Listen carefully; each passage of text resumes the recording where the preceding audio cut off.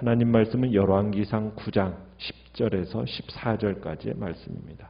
열왕기상 9장 10절에서 14절입니다.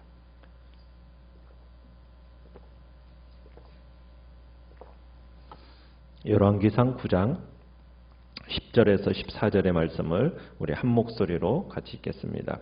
시작. 솔로몬이 두 집 곧 여호와의 성전과 왕궁을 20년 만에 건축하기를 마치고 갈릴리 땅의 성읍 20곳을 히람에게 주었으니 이는 두로 왕 히람이 솔로몬에게 그 온갖 소원대로 백향목과 잣나무와 금을 제공하였습니다.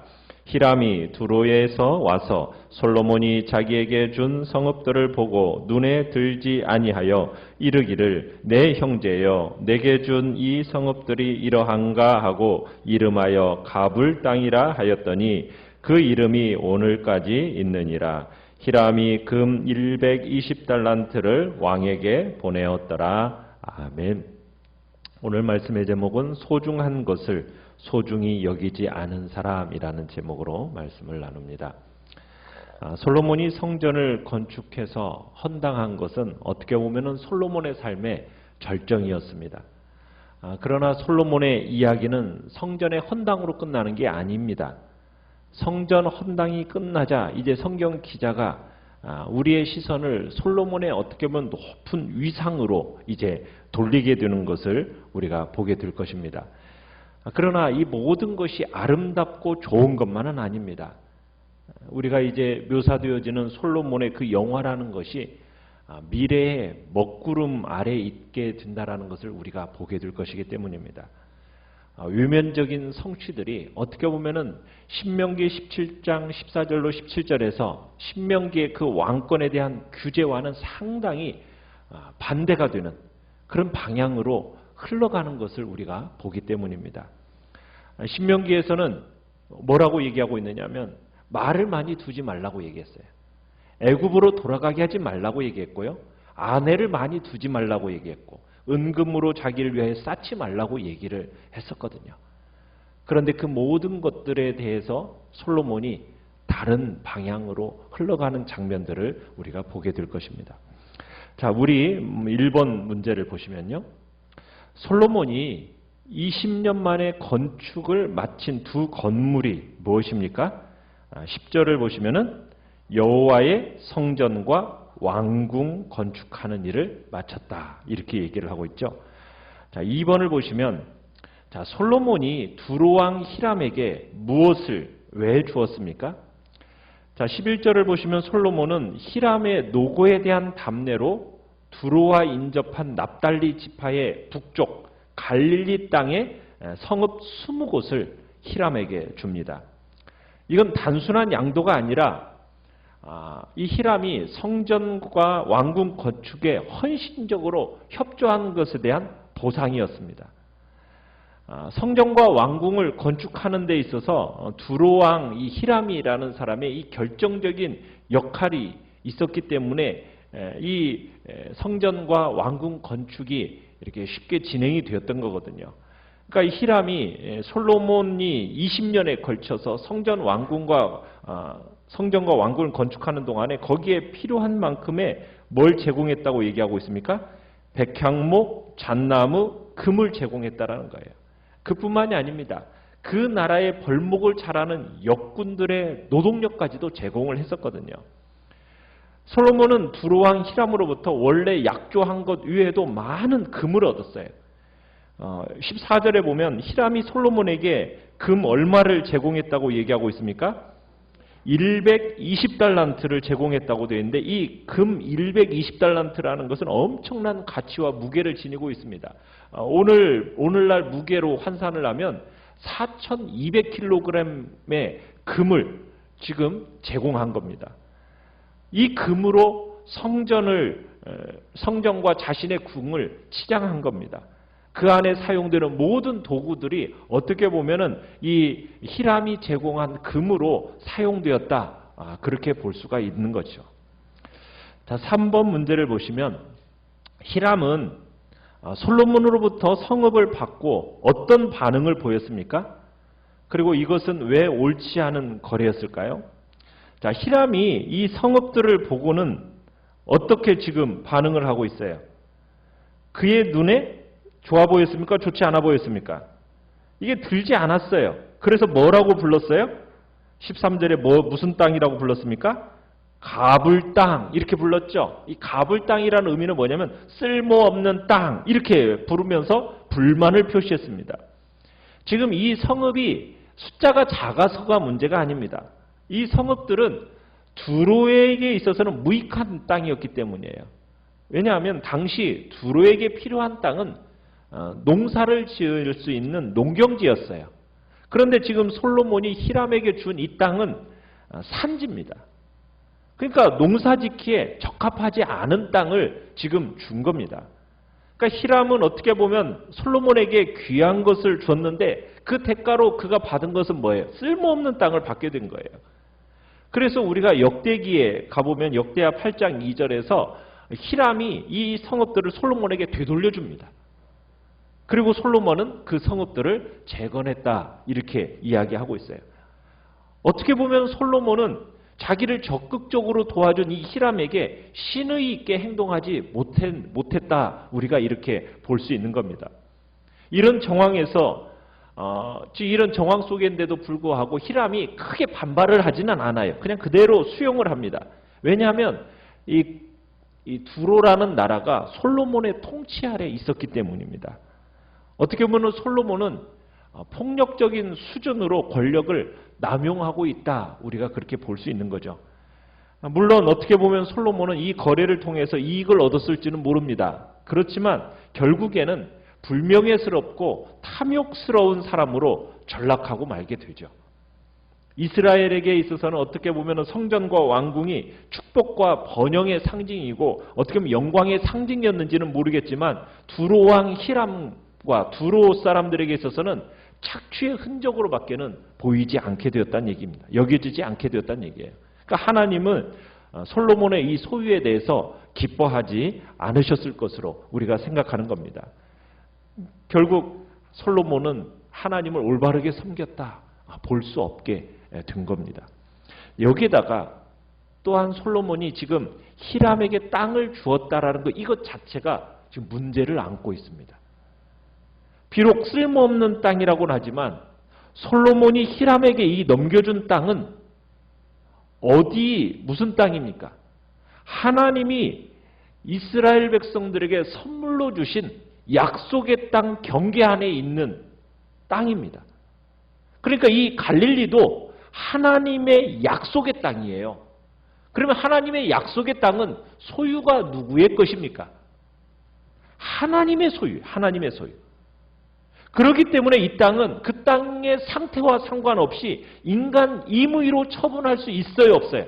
임의로 처분할 수가 없다는 얘기입니다. 하나님은 이스라엘 백성들에게 토지 분배를 말씀하시면서 그 이유로 이 땅의 근본적인 소유주가 누구라고 얘기하셨어요? 하나님이시라고 말씀하셨어요. 그래서 하나님이 허락하시지 않는다면 솔로몬은 그 땅을 처분할 권한이 있습니까? 없습니까? 없는 거예요. 그런데 지금 솔로몬은 엉뚱하게도 자기가 이 재산권을 행사하고 있다는 사실입니다. 신명기 19장 14절에서는 이런 말씀이 있어요. 내 하나님 여호와께서 내게 주어 차지하게 하신 땅, 곧 내 소유가 된 기업의 땅에서 조상이 정한 내 이웃의 경계표를 옮기지 말지니라. 이렇게 율법에서 분명하게 정하고 있어요. 함부로 조상에 의해서 정해진 그 경계표를 함부로 옮길 수 있어요, 없어요? 함부로 옮길 수가 없다라는 거예요. 그런데 지금 솔로몬은 지금 율법을 어기면서 지금 히람에게 이 땅을 제공하고 있다는 사실입니다.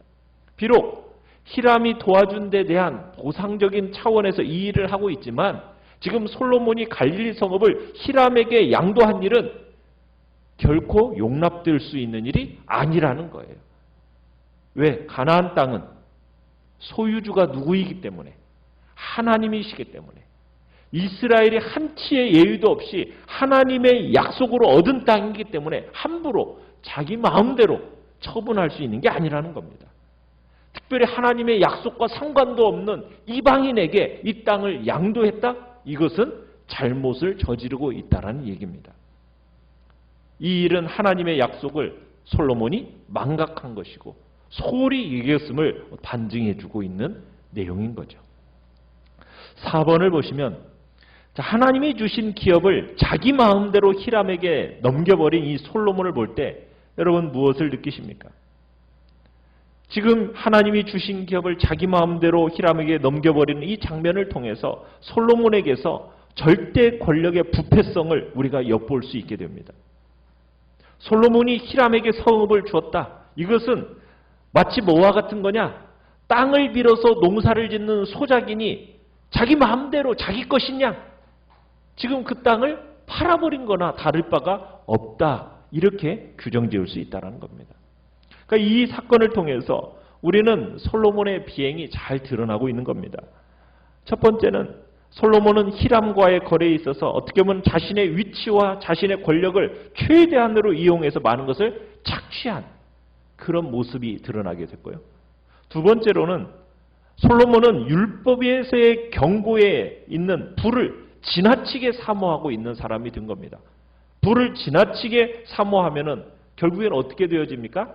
하나님과 멀어지게 되는 그 위험에 있다라는 경고를 지금 무시하고 이제 불을 축적하는 일에 지금 자신의 삶을 들여가고 있다라는 모습을 보게 됩니다.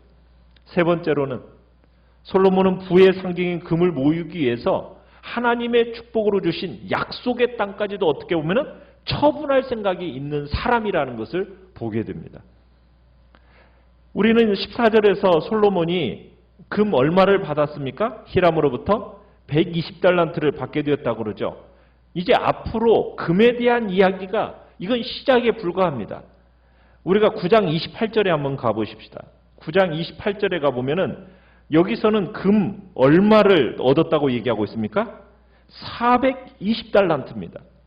자, 10장 10절로 가보십시오. 10장 10절에서는 또 얼마입니까? 금 120달란트. 자, 거기다가 10장 14절에 가보시면은 세입금의 무게가 얼마더라? 금 666달란트. 그러니까 지금 솔로몬은 신명기 17장 17절에서 왕으로서는 해서는 안 될 이 금은 보화를 축적하는 것을 이야기하고 있는 겁니다. 솔로몬이 이렇게 금을 많이 축적했다는 이야기는 어떻게 보면 불안한 미래를 예고하고 있는 겁니다. 하나님이 축복으로 주신 이 지혜를 가지고 솔로몬은 지금 세상적인 성공과 지혜로 악용하고 있는 모습을 이제 우리가 보게 되는 겁니다. 우리가 또한 생각해야 될 것은 우리가 가진 것 중에는 결코 거래 대상이 될 수 없는 것들이 있다라는 것을 우리가 기억해야 됩니다. 우리에게 주어진 것을 가지고 거래해서는 안 될 것들이 뭐가 있겠습니까? 우리는 천국에 대한 소망이 그렇습니다. 우리가 하나님 앞에서 지켜야 할 순결한 신앙이 그렇습니다. 우리를 천국으로 인도해 줄 하나님의 거룩한 이름, 그리고 그분이 주신 약속의 말씀들, 여러분 그것들은 우리가 함부로 무엇과도 거래할 수 없는 것들입니다. 우리가 하나님으로부터 받은 이 거룩한 것들은 거래할 수 없음. 이것을 우리들이 알고 이 세상의 어떤 것 가치보다도 더 보배롭고 소중한 것이라는 사실을 우리들이 기억해야 된다는 거예요. 어떻게 보면은 솔로몬의 이 행위는 자기가 가진 금덩어리를 다른 사람이 가진 돌덩어리와 바꾼 것으로 우리가 여길 수가 있는 겁니다. 금덩어리를 돌덩어리로 바꾼다라는 것처럼 여러분 어리석고 미련한 자가 없지 않습니까? 하나님이 주신 약속을 가지고 세상의 것과 세상이 주는 것과 거래하려 든다면은 그것처럼 어리석은 짓이 없다라는 것을 우리에게 가르쳐주고 있는 겁니다. 하늘의 영원한 보화를 썩어 없어질 세상의 것과 바꾸는 행위가 우리에게 있어서는 안 되겠습니다. 그런 사람은 에서가 팥죽 한 그릇으로 장자의 명분을 팔아 넘기는 것과 빗댈 만큼 어리석은 그리고 무지한 자이라는 것을 우리에게 가르쳐주고 있는 것입니다. 오늘 우리는 정말 천국에 대한 소망과 하나님이 우리에게 주신 그 약속들, 그리고 우리가 이 땅을 살아가면서 지켜야 할 순결한 그 신앙들이 정말 무엇보다도 귀하다라는 것을 다시 한번 깨달아 하시고 우리 심령 깊숙이 이 귀한 하늘의 약속을 지키기 위해서 내 가진 모든 것을 희생해서라도 이 귀한 하늘의 약속만큼은 포기하지 않고 꼭 지켜나가겠다라는 그런 가치 있는 삶에 대한 우리의 기준이 분명하게 오늘 이 땅을 살아가시기를 간절히 바랍니다. 5번을 보시면 하나님이 하지 말라고 하시는데도 그 말씀을 무시하고 내 마음대로 해버린 일이 있다면 그건 혹이나 무엇이 있을까? 보잘것없어 보여도 정말 하나님이 주신 것이기에 감사하며 소중히 여겨야 할 게 무엇인지를 오늘 또 주님 앞에서 생각하면서 기도하며 나가시길 바랍니다. 우리 기도 제목을 같이 읽겠습니다. 시작. 말씀의 작은 부분이라도 가볍게 여기지 않게 하시고 당장 눈앞에 보이는 이익 때문에 잘못된 거래를 하는 일이 없도록 도우소서. 아멘. 말씀을 생각하면서 기도하시고요. 연약한 우리의 지체들을 위해서 기도하시며 이제 다음 주 우리가 또 주님 앞에서 고난주간을 또 어떻게 말씀으로 기도로 보낼 것인지를 또 고민하고 부활의 그 영광스러움을 우리가 다시 한번 주님 앞에 풍성하게 드릴 수 있는 우리 교회가 되게 해달라고 기도하시고 이 코로나 사태가 속히 지나갈 수 있도록 또 이 사회적 거리두기를 또 계속해서 고강도로 간다고 이야기하는데 또 주의 은혜 안에서 또 주의 백성들이 또 가야 할 길들이 무엇인지를 또 주님 앞에서 고민하며 또 우리 성도들이 합당한 모습들을 드려갈 수 있도록 또한 기도하시길 바랍니다. 주여 우리 세 번 부릅니다. 주여 우리 세 번